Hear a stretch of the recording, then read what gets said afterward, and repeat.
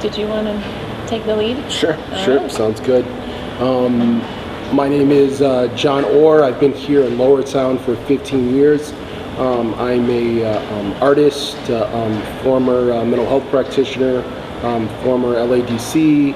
I've worked with the unhoused, as well as working with vulnerable adults. My name is Andrea Hinderaker. I am a mental health practitioner currently working for Model Cities as we work in conjunction with Ramsey County and are running the Safe Space Emergency Shelter in Lowertown.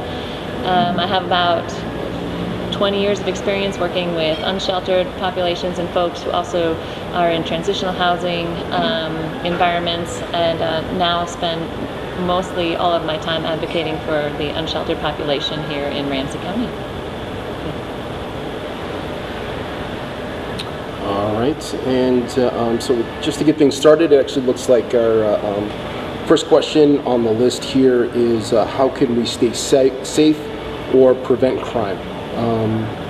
If I may, I think that more than anything, I think that it's important to make a clear distinction between actual crime that is a danger to residents and a danger to unhoused members of our community, and what is an inconvenience.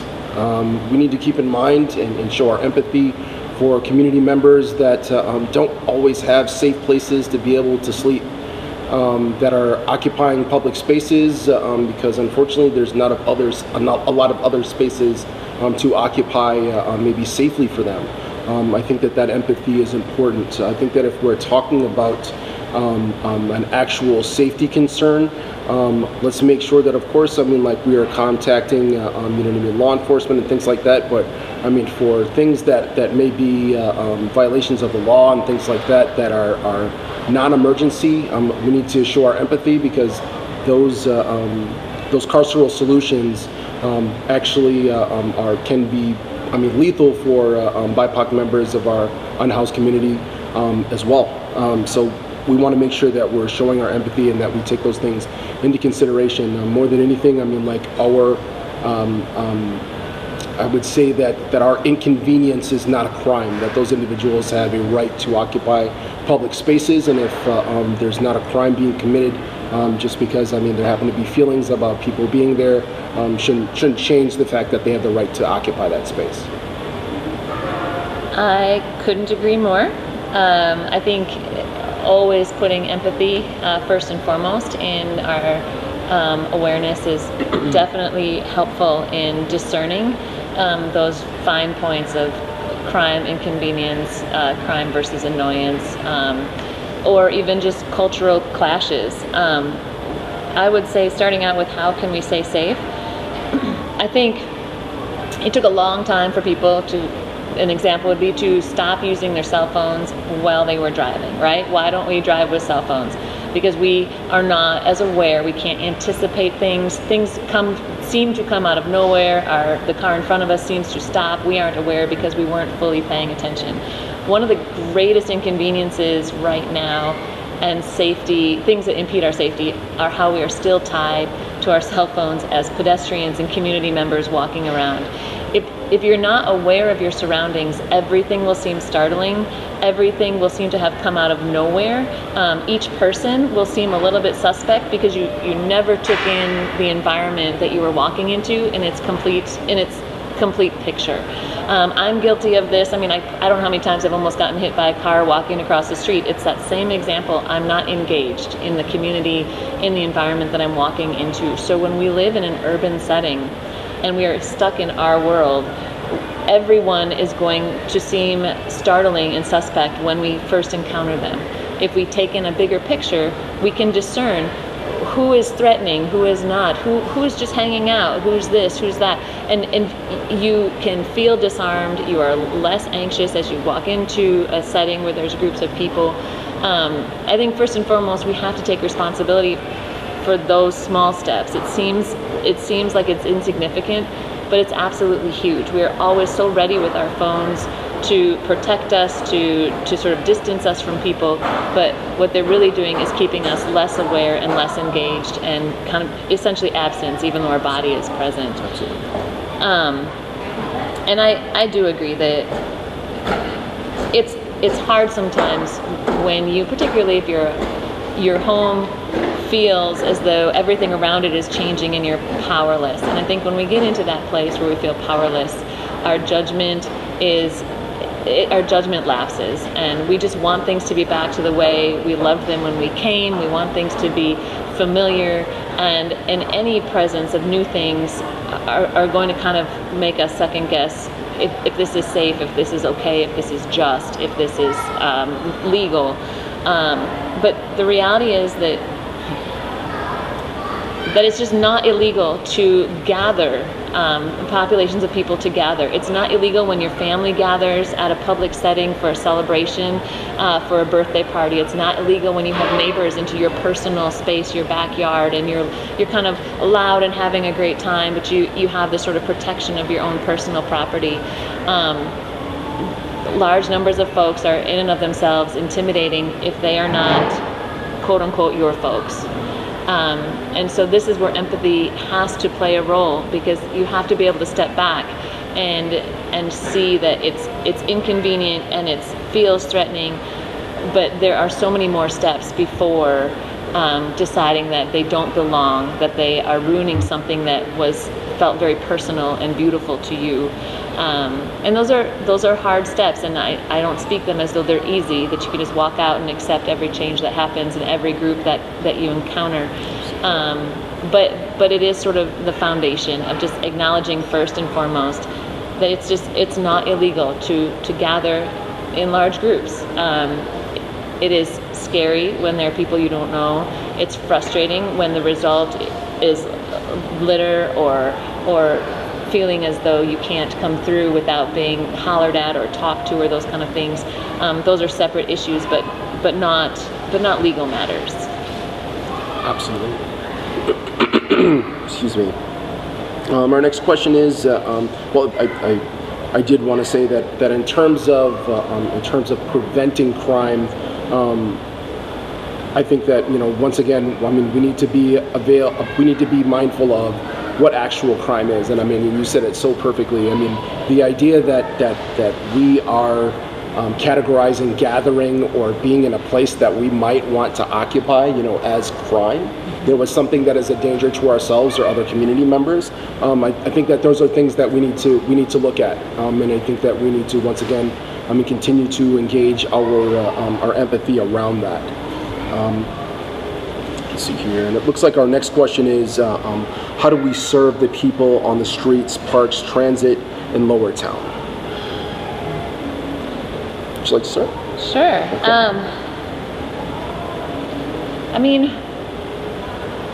I suppose that one of the things that's most challenging about myself to others is that I cannot live without serving. Even if I tried to turn that off, I don't think I could. So when it says, how do we serve the people on the streets, the parks, the transit in Lowertown, I can't help but say anything different than humans are humans. And so the same way that I serve those who I care about and that I know by name, that's the same energy that I feel led to serve those who I don't know. And that's, again, always easier said than done. Building connections is difficult, but plays out much longer in a much positive way than, and I'm learning this the hard way in my own neighborhood, trying to chase people out moves people, but it doesn't change anything. It just moves. So building relationships with people changes dynamics, changes the scope of what will happen in the future. If we are in a dense area, if we've moved into the city, but we really don't want to engage with strangers, we might have picked an inconvenient spot for our futures. The beauty of the city is that it forces you to step outside of all that is comfortable, and it gives you so many opportunities that you almost have to close your eyes to not see one of them the minute you step outside of your door. And so to to serve the people on the streets and the parks and transit is to advocate. So I see beautiful advocacy in my own personal opinion when I see folks say, you know, where are the public restrooms, right? Where are those for folks who don't have the luxury of going home, who don't have the luxury of extra $20 in their pocket to patronize a business that has a restroom, right? Where are the hand washing stations? Where are these things that say, we see you, we understand, and we want you in your most uncomfortable place in life to understand that there are some comforts that we can advocate for. And we use that, we have that privilege, we have that power to, just like we can call 911, we can call our public servants, we can be pressing, you know, pushing down the doors of folks saying, we really need you to respond because these are human beings, these are our neighbors, and that's one way that we can serve, is by using our voice. We have the energy because we're not out day, morning and night trying to survive. We have our meals, we have our nights full of rest, we have our homes that protect us. In essence, we start the day so far ahead of all the folks that we're seeing that are suffering in our neighborhoods, that's the energy that you use, that you go to bed tired because you used what you had in of abundance to serve your neighbors and those who are suffering. And it sounds maybe horrible, right? Like I'm not going to the concert, I'm putting all my energy into this.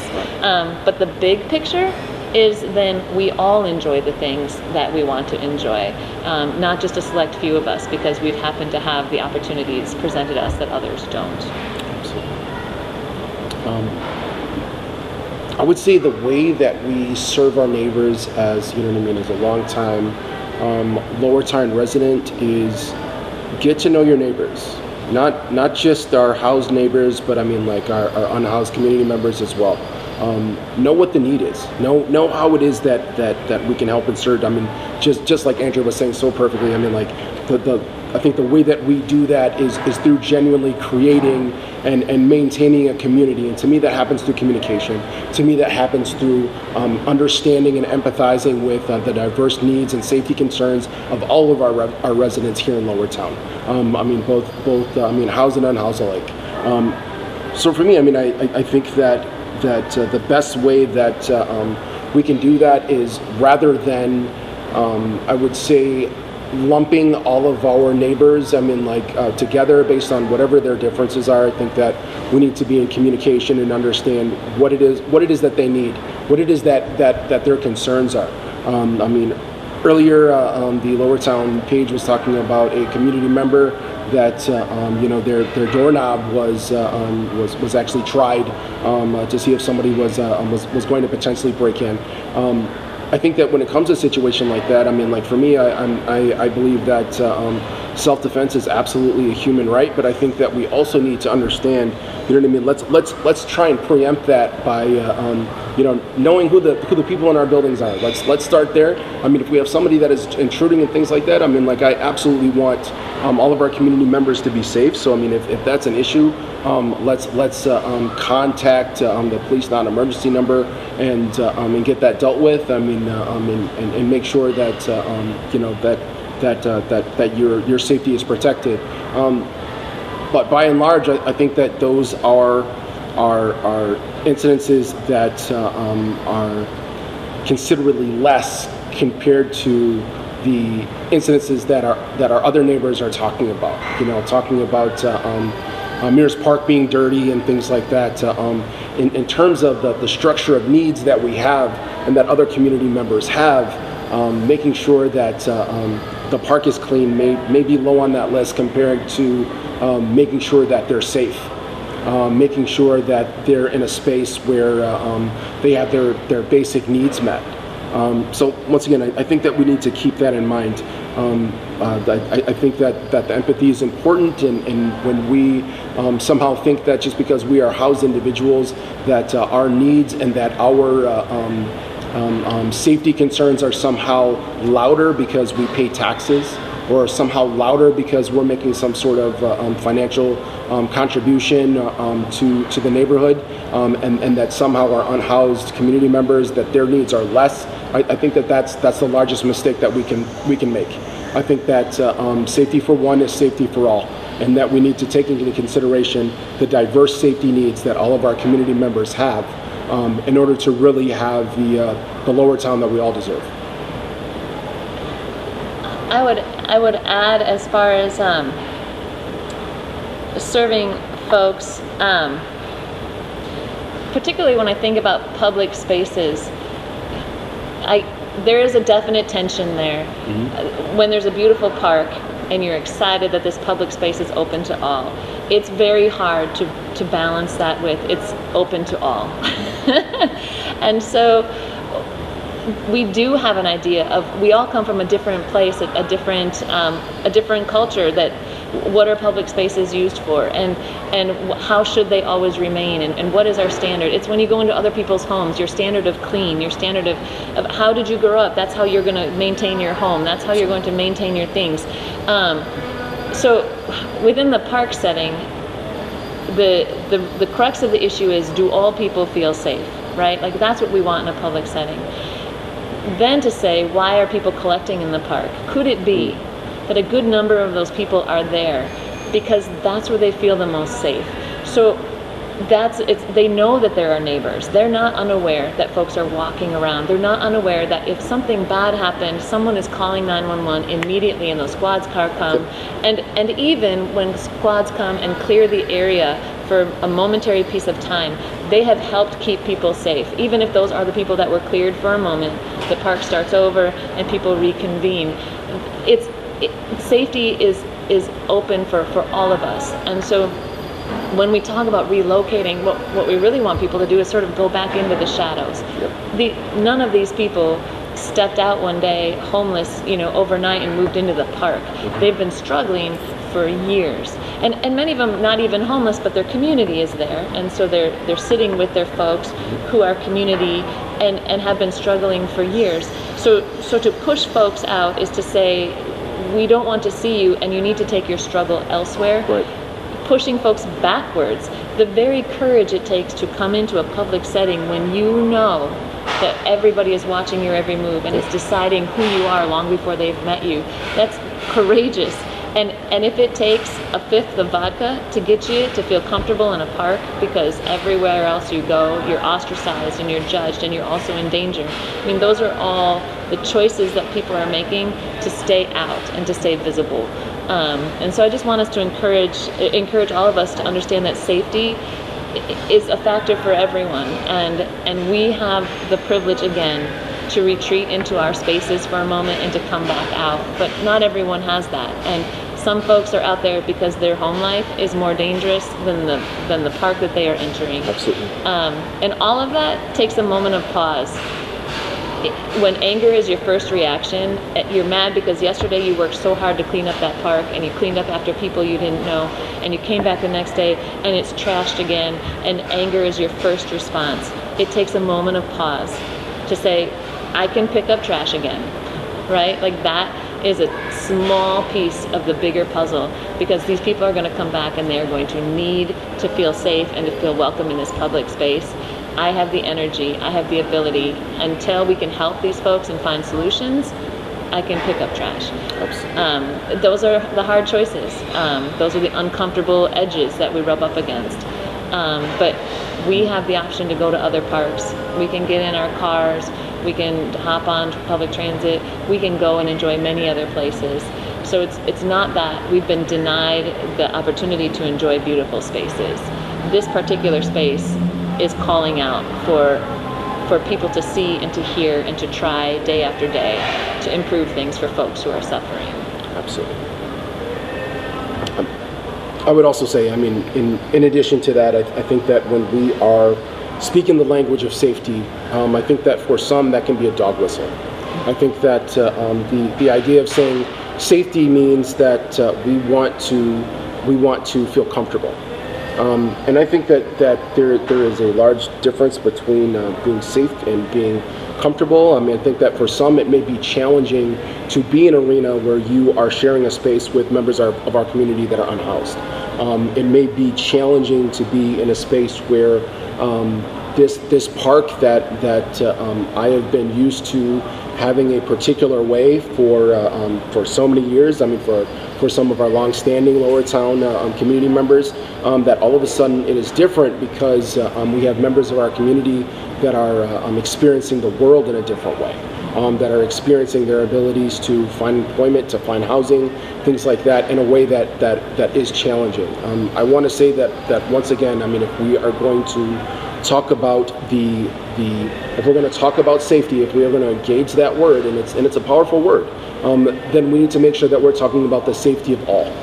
And I think that there are many people that I've spoken to in the strata of Lowertown citizens that somehow think that safety is about is only for those that pay mortgages and rents in Lowertown.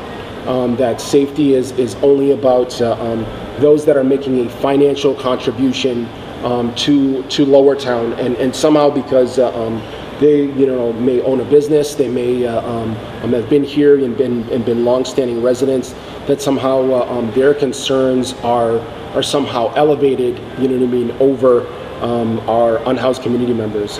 Once again, I mean, I just want to really, I can't state enough that the language of safety that we need to be speaking is for all of our residents here in Lowertown, for unhoused and housed. And if we have incidences where any community member, I mean, housed or unhoused, is a danger to themselves or other community members, then we need to start thinking about and talking about what solutions to that look like. For me, I think that those for me, I mean, as a person of color, I think that those solutions need to look like solutions that are non-carceral and not potentially lethal for our unhoused community members. I think that that's important.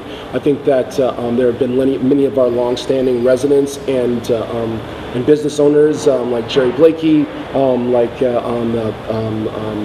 Mona and Jesse at Just Us, those people that interact with our unhoused community members on a regular basis. And none of those solutions, or seldomly those solutions, are carceral. Seldomly those solutions are about contacting the police. It's more or less about relationship building, and I want to advocate for that. When we're really talking about something that is a danger, like the individual that was dealing with someone that is trying their doorknobs and things like that, absolutely. Then let's make sure that the police are aware and involved, so that we can maybe trespass those people or make sure we know who they are. But by and large, I think that we need to make sure that we are engaging our empathy first, and making sure that we are aware of the diverse needs of the members of our community. All right.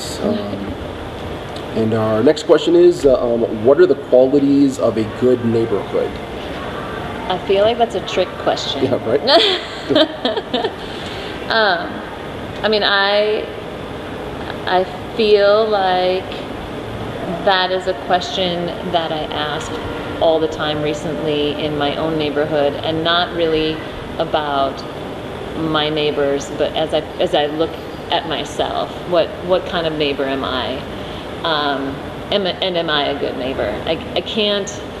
There are obvious things that you could pull out if you were to say a bad neighbor is a neighbor that has no regard for personal property, or a bad neighbor is someone who is rude and disrespectful. I mean, these are those things you can throw out there, but I can really only look inward and say, am I a good neighbor, and what does that mean to me? So if that means that I'm a good steward of where I live, then I have taken on that responsibility, and I have taken on the uncomfortable nature of that, but I am driven to be a good steward, and that means I'm out there and I'm doing the best I can to enhance the neighborhood I live in, and that comes with a lot of responsibility.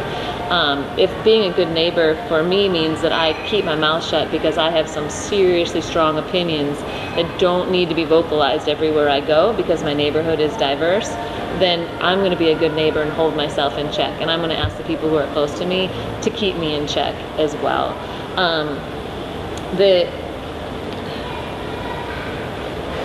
The idea that we, regardless of whether we're a homeowner or a renter, or we have a business here, that we can set the bar at some sort of level that dictates what a good neighbor is a little bit frightening to me. Because first and foremost, a good neighbor, I guess, for myself,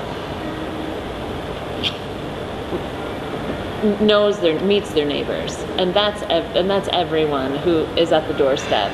It's not just the people who look like me or who share the same interests as me. It's just everyone, because that's what being a neighbor is. It's treating the person next to you as you would want to be treated. And again, that just comes from my internal definition for myself. But if people don't feel like they're a part of a neighborhood, and they're treated like they're not a part of the neighborhood, then they have no incentive to ask that question of themselves.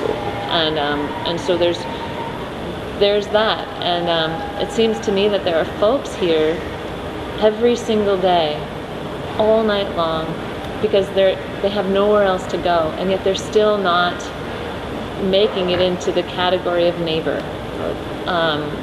And that's troubling. I feel a strong responsibility running the shelter at Safe Space. I felt right away when there were emails written and some comments out there regarding the shelter.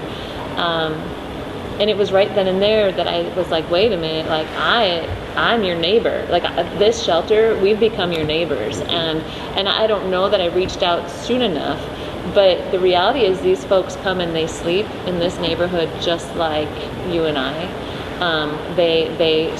They utilize the resources, they patronize different businesses. They are neighbors, and their home right now is the home temporarily that we provide.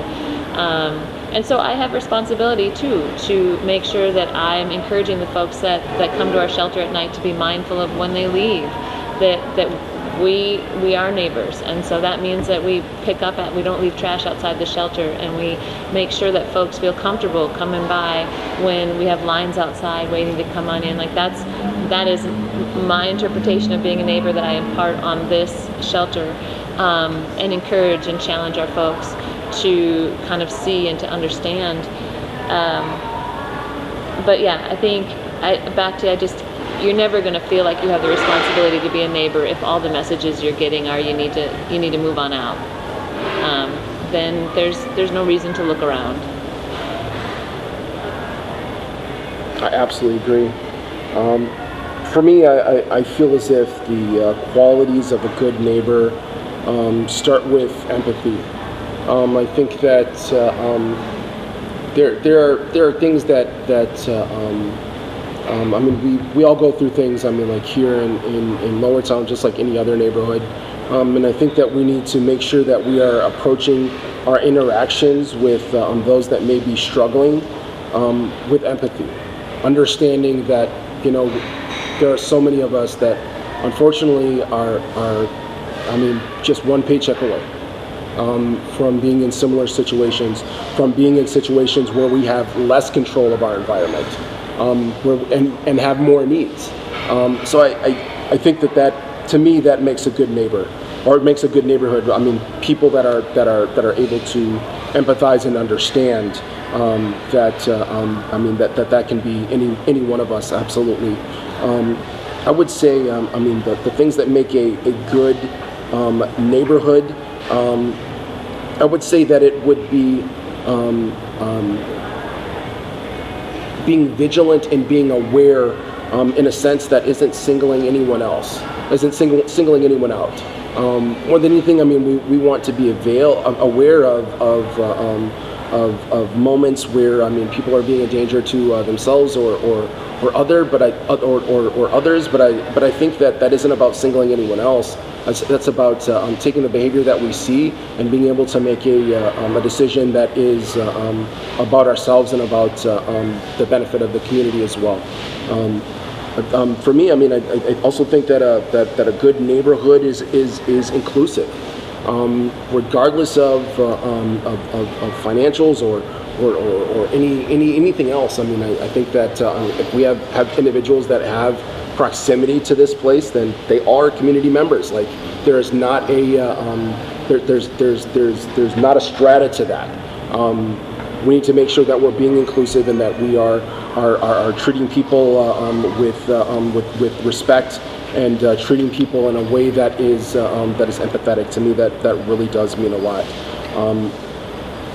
To me, a lot of the qualities of being a good neighborhood, I think that they start on an individual basis first. There are decisions that we need to make as individuals about how it is that we are going to treat people that have needs that may not benefit us, that have needs that may not be about us, and making sure that we're responsible and empathetic and not just centering ourselves or our personal needs in that situation, I think is important.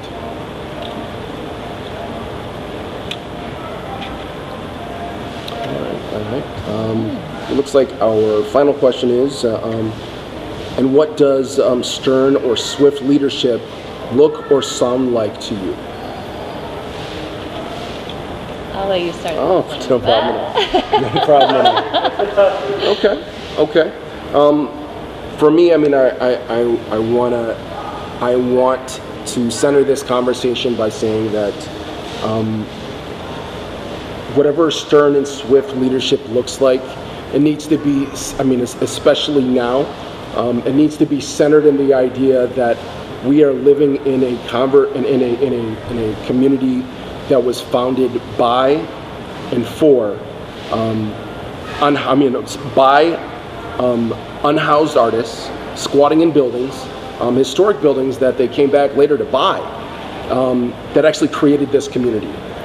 So when we're talking about stern and swift leadership, I think that needs to be at the very center of what it is that we consider Lowertown to be.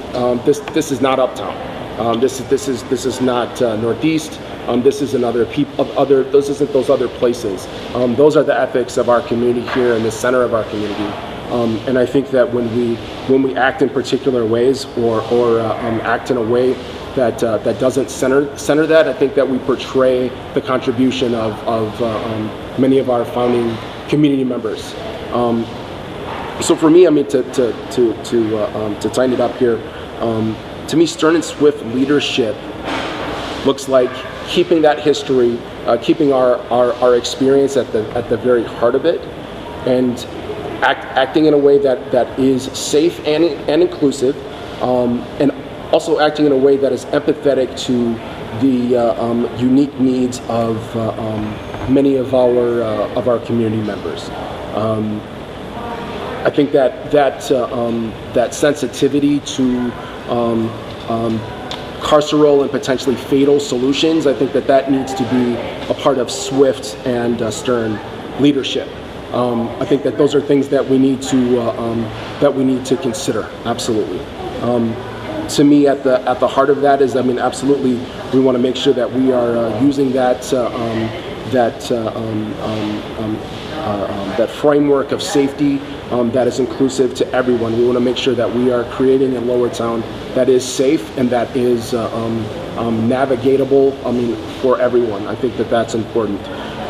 So, I mean, I think that when we have those moments of, safety concerns and things like that, I mean, those are things that we still need to keep in mind. Those are things that we still need to operate within that understanding, absolutely.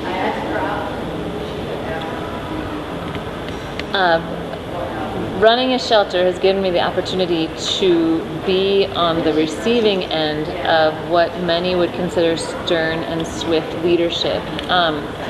It has been fascinating to me to watch and to kind of get the trickle-down effect of stern and swift leadership as I think we have become accustomed. So an example would be when people say, why are all these homeless folks out here? We have these shelters. So then they want the populations moved and put into shelters. Or why are these encampments happening? And stern and swift leadership comes in and says, we're dismantling this encampment, but it's okay because you have shelters to go to, right? And so larger questions aren't being answered some of them being how much space is there really in the shelter.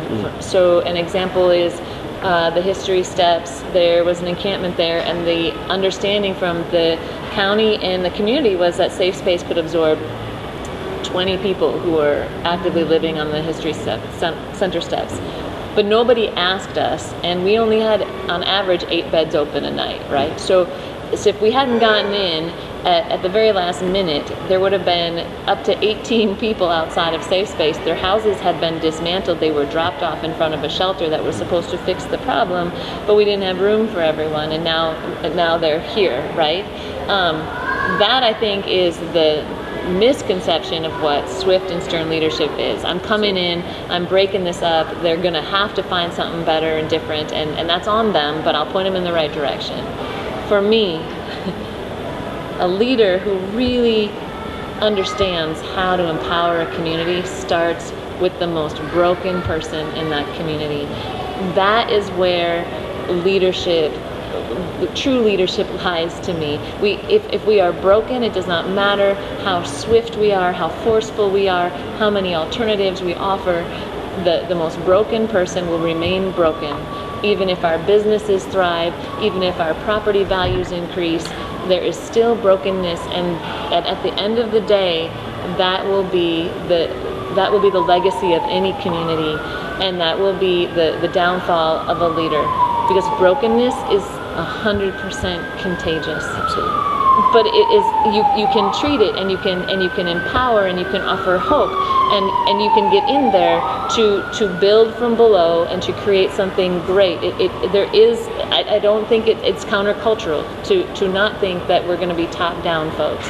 It really is starting at the bottom, and with that one person, and saying there is something better for you, there is something bigger for you, and until you believe it yourself, I'm going to keep reminding you that there is something for you, and it's in this community, and someday you are going to grow from this and build from this, and then you are going to empower the person next to you, and that's where the healing starts, that's where the leadership comes, and those are the people who have the greatest impact in our world. We've seen it across history. The people who come from the most broken places that were offered just one person. They'll tell their stories, you'll read their biographies, they can always pick out that 1 or 2 people that saw them, that learned their name, that saw the suffering, and just diverted that path just enough that they have become just amazing leaders in our communities, in our country, in our world. And it's not a Pollyanna version of life to think that we have that ability to empower.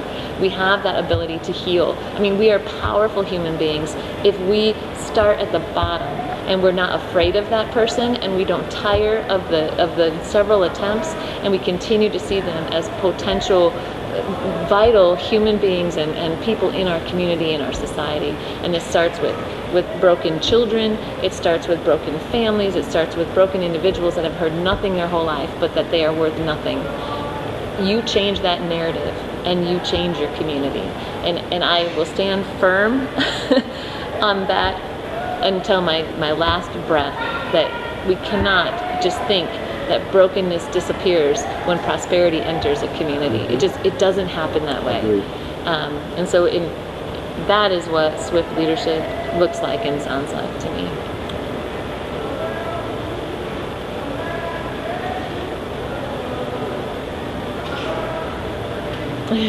Thank you for joining us today. Thank you for having us. I'm going to go and do an outro. And thank you for being at the table today. Absolutely. Thank you for Thank having you us. so much.